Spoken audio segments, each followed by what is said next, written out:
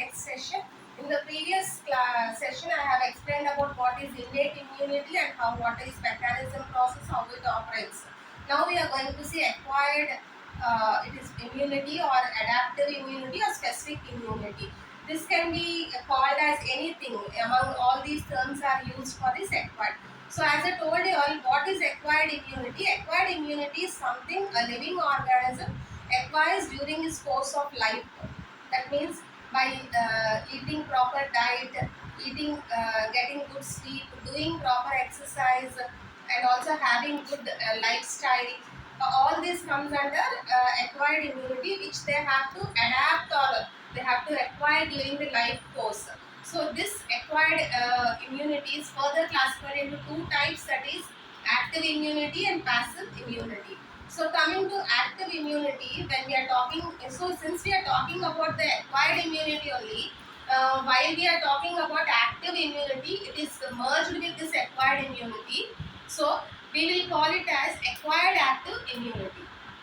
So what is this acquired active immunity? It is the resistance that an individual acquires during the that means during the result of antigenic stimulus or exposure to some microorganisms. Active immunity can be obtained naturally or through another medium.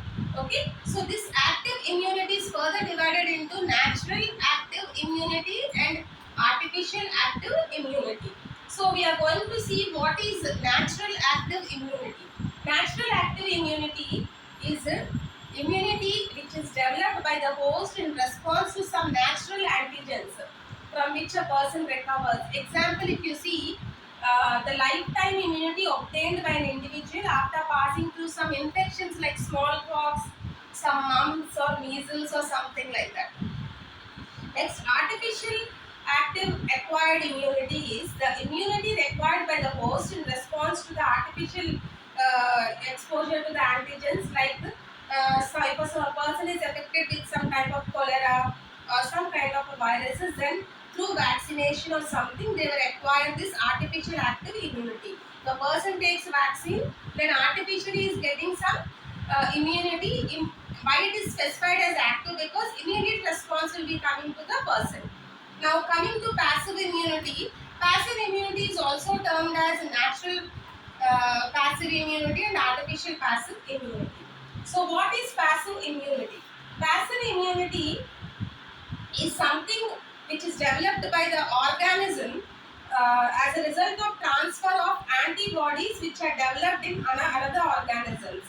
So this passive immunity, as I told you, it is again two types, natural and artificial.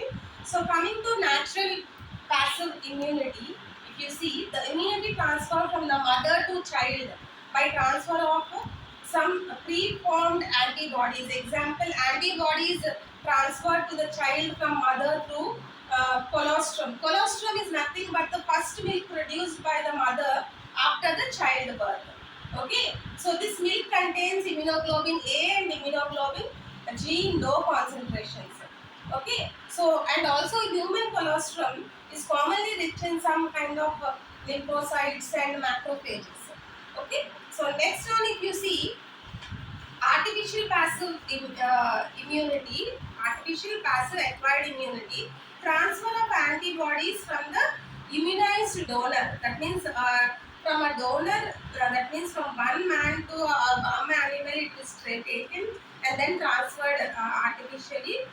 That is, it is also called as one example you can see here is some tetanus or diphtheria and snake bite.